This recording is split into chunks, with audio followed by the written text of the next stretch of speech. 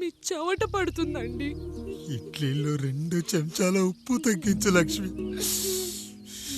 ఎలాగో మనం పేదోళ్ళమే కదా, కనీసం ఉప్పు ఖర్చైనా తగ్గుతుందనుకో.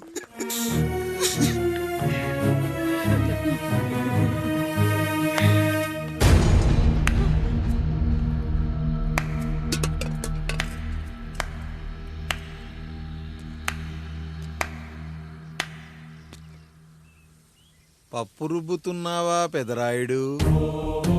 ఎవడికైనా చేసిన పాపం పండుతుంది అంటారు, నీకు మాత్రం అదిగో అలా పిండయింది.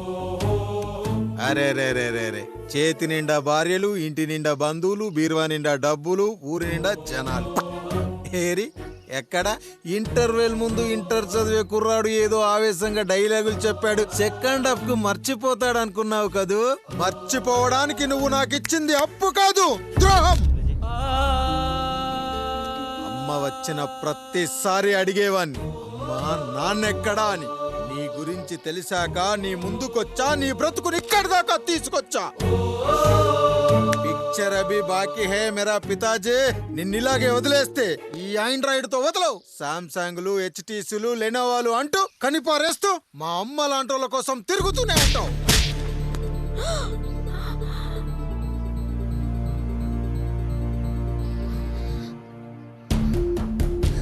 అమ్మా అమ్మా ఛీ, నన్నలా పిలవకురా.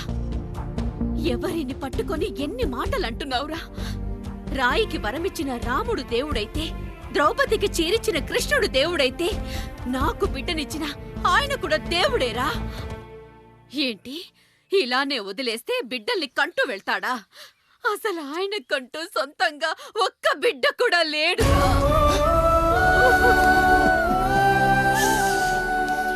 అసలు ఏం జరిగిందో తెలుసా? మీరుండండి అయ్యా, ఉండండి. మొదటి భార్యని చేసుకున్నాక పిల్లలు పుట్టలేదని రెండో పెళ్లి చేసుకున్నారు. ఆవిడకి పుట్టలేదు. మూడోసారైనా తగులుతుందనుకున్నా, తనకే పుట్టలేదు. పిల్లల కోసం పెళ్ళాలని మార్చాడే కాని వాళ్ళని వదిలేయలేదురా.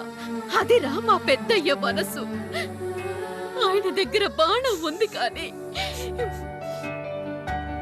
లేదురా,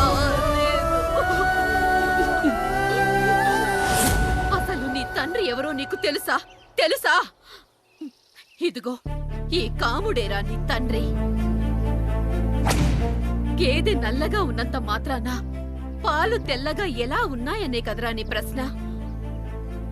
దానికి సమాధానం చెప్పాలంటే, ఒక వర్షం కురిసిన రాత్రి నేను 9వ నెల బాలింతగా ఉన్నప్పుడు. పండు పండు, ఇదిగో. ఏమిటండి ఇది? నిద్రలేస్తే నేను, బయటికెళ్తే గంటోడు, పక్కకెళ్తే పాలేరు, ఎప్పుడూ తిరిగే తాయారు. రోజు మమ్మల్ని చూసి చూసి బిడ్డ కూడా జిడ్డు మొహం వేసుకుని పుడతాడేమో అని భయంగా ఉంది. కడుపులో ఉన్నప్పుడు మనం ఎవరి మొహాలైతే చూస్తామో అచ్చం వారి పోలికలతోనే పుడతారంటారు. పొరపాటున నా పోలికలతో పుడితే? అదేంటి కాముడు, నీకేం తక్కువ?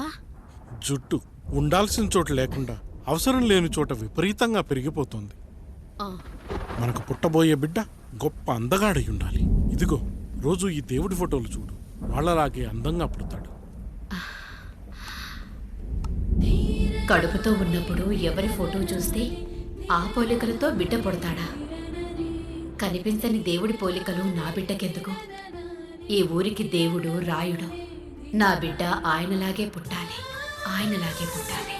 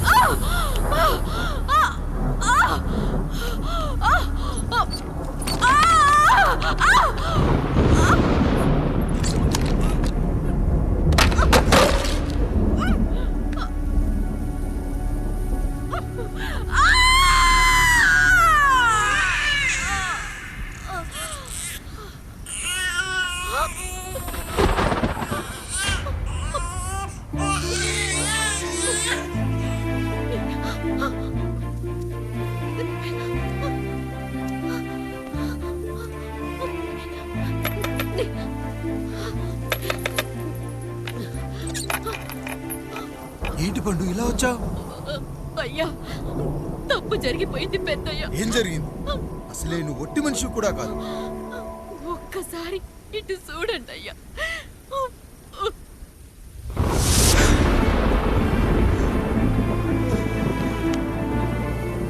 వీడేంటి అచ్చం నాలా ఉన్నాడు? అసలేంటి, ఎందుకు ఇలా జరిగింది? నువ్వు ఎప్పుడైనా చీకట్లో పంపు సైడ్ దగ్గరికి వచ్చావా? మరి అమలాపురంలో శివాలయం దగ్గర రత్నాలు నీకేమైనా అమ్మవుతుందా? లేదు. పిఠాపురంలో పద్మ, రామాపురంలో లక్ష్మి, కాకినాడలో సుజాత. అయ్యో దేవుడా, అయ్యా, అసలు ఇదంతా ఎలా జరిగింది పండు? అయ్యా, ఇదంతా కాముడి వల్లే అయ్యా, కాముడి వల్లే. కాముడా? కాముడి కుటుంబానికి నాకు ఏం గుర్తు రావట్లేదే. ఎన్నని గుర్తు పెట్టుకోగలను నేను మాత్రం. అయ్యా, అది కాదయ్యా.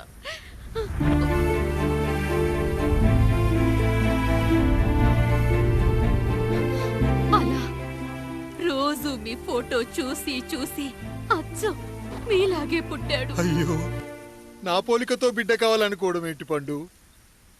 నువ్విలా చేయడం ఏంటి పండు? పోలికల కోసం ఫోటోలు ఎందుకు చూసావు పండు? అందుకే కదయ్యా ముందు ఆ డైలాగ్ చెప్పాను, తప్పు జరిగిందని. ఇప్పుడు ఏం చెయ్యాలయ్యా? స్వచ్ఛమైన మన ప్రేమను ఈ పాడులోకం అర్థం చేసుకోదు.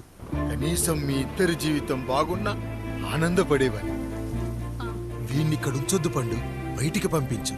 బయటికి పంపించి బాగా చదివించు, గొప్పవాణ్ణి చెయ్యి. వీడికి అయ్యే ఖర్చంతా నేనే భరిస్తా.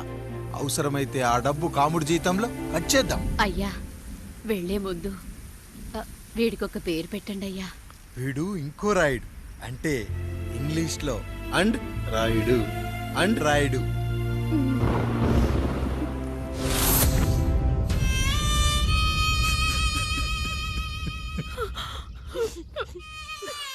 ఇదిరా నీ కథ, నా గతం.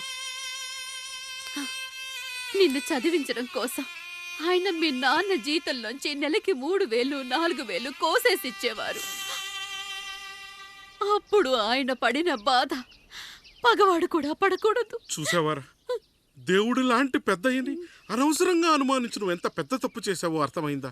ఒకడు నిమ్మకాయ పెట్టి పసుపు వేసి ఉప్పు కలిపి పులిహోర చేయొచ్చు, కానీ ఆ పులిహోర ఎప్పటికీ దేవుడి ప్రసాదం.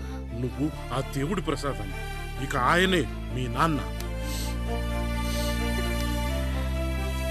చూసావా అమ్మా, ఈ రోజు నుంచి నాకు 3 అమ్మలు, 2 నాన్నలు. నీకు మాత్రం ఒక్కడే భర్త, నాన్నకు మాత్రం ఒక్కటే భార్య. మా నాయనే. అయ్యా, బిడ్డను ఒక్కసారి ఎత్తుకొని తిప్పండి అయ్యా. బాబు, నాన్నా,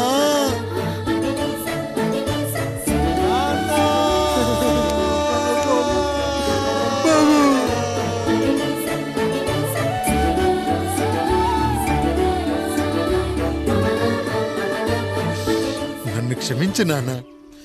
ఇప్పటికైనా నిజం అర్థం చేసుకున్నావు. అది నాకు చాలురా, చాలు. చాలదు నాన్న, నిన్ను ఏలెత్తి చూపిన జనంతో చెయ్యెత్తి దండం పెట్టించాలి. అన్నయ్య కంటే ఆస్తి ముఖ్యమనుకున్న మన కుటుంబానికి గుణపాఠం నేర్పించాలి. ఇక నాకు వదిలేయ్ నాన్న, నేను చూసుకుంటా.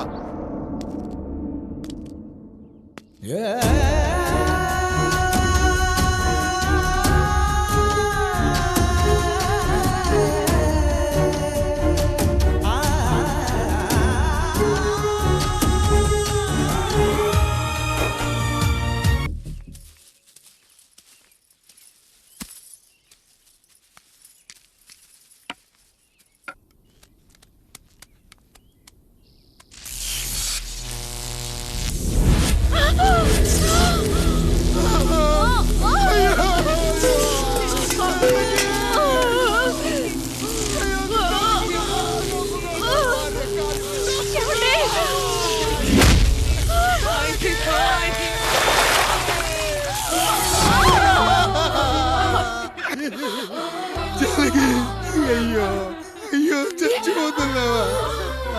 ఎందుకు ఇలా జరుగుతుందండి? ఏమండి?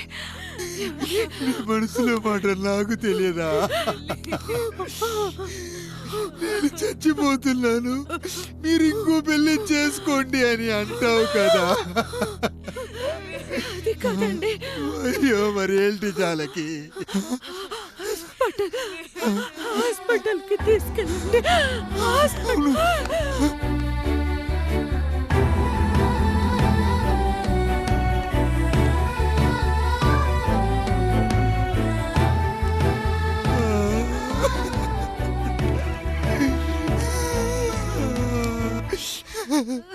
జానకి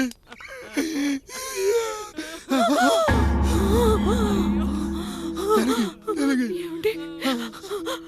నేను వెళ్ళిపోతున్నాను. నా కోసం చివరిగా ఒక పాట పాడండి.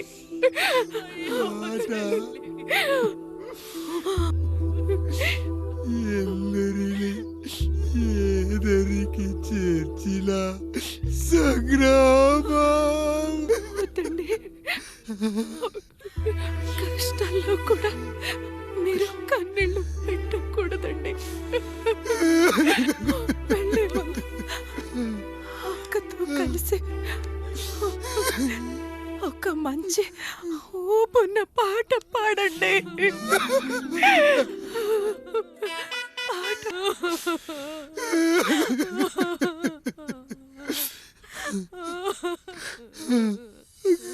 భార్య పోయింది, తమ్ముళ్ళు వద్దనుకున్నారు, కుటుంబం, ఊరు, ఆస్తి ఇప్పుడు ఏదీ లేదు. ఇక నేను ఎవరి కోసం బతకాలి? ఏ కరెంటు నా భార్యను పొట్టన పెట్టుకుందో అదే కరెంటు నా చావును కోరుకుంటుందో. నా చావుతో అయినా నా తమ్ముళ్ళు, నా జనం నన్ను అర్థం చేసుకోగలిగితే చాలు. ఉంటాను రా, ఉంటాను.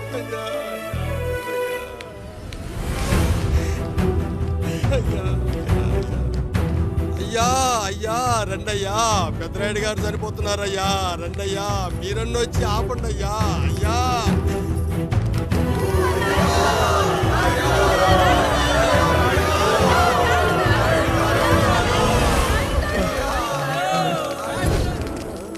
ప్రజల్లారా, నా బిడ్డల్లారా, నా జీవితం మీకే అంకితం. మళ్ళీ జన్మంటూ ఉంటే మీకోసం తిరిగొస్తాను.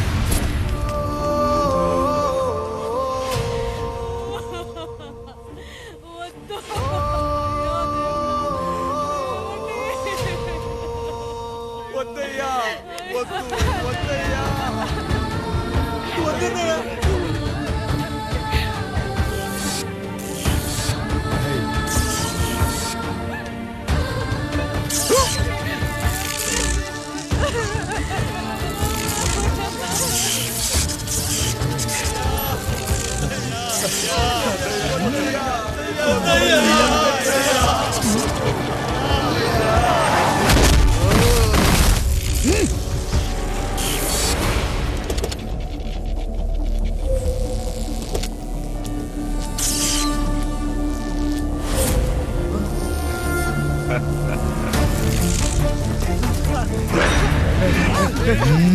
వదలండి.